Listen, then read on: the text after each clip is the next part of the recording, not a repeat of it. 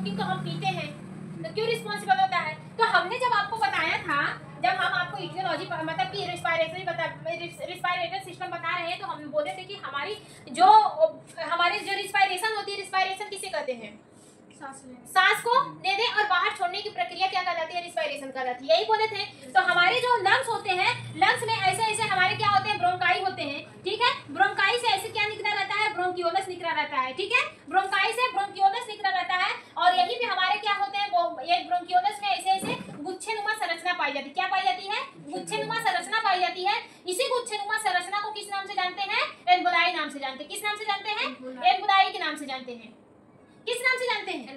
Alveoli के नाम से जानते हैं। बात समझ में आई? देखो कहीं पे है, देखो वहां पे, यहाँ पे देखो, यहाँ पे नहीं देखा है। और देखो अंगूर जैसे संरचना दिखती है, अंगूर की दक्षिण जैसी संरचना दिखती है, इसको किस नाम से जानते हैं? एल्वुलाई के नाम से जानते हैं, ठीक है।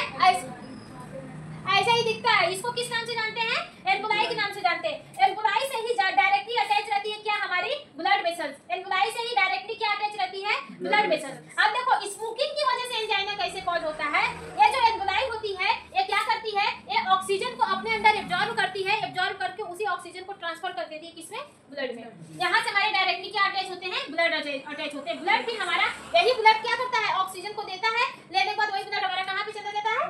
हार्ट में चला जाता है, हार्ट उसको पंप कर देता है। लेकिन ये जो एल्वुलाई होता है, ये किसका एब्जॉर्प्शन करता है? ऑक्सीजन का, मतलब O2 का करता है।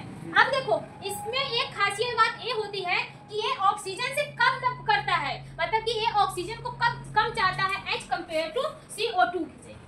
जैसे दो लड़कियां हैं, ठीक है, बता रहे हैं, दो लड़कियां हैं, एक आपकी गर्लफ्रेंड है, ठीक है। मान लीजिए एक आपकी, जैसे एक आदमी है, उसकी शादी हो गई है, ठीक है, उसकी एक गर्लफ्रेंड भी है, तो वो आदमी क्या होगा? अपने पत्नी से ज्यादा आकर्षित किसकी तरफ होगा? गर्लफ्रेंड की तरफ होगा। क्यों? क्योंकि वो सुंदर है एज कंपेयर टू उसके बीवी से। बात समझ में आ रही है?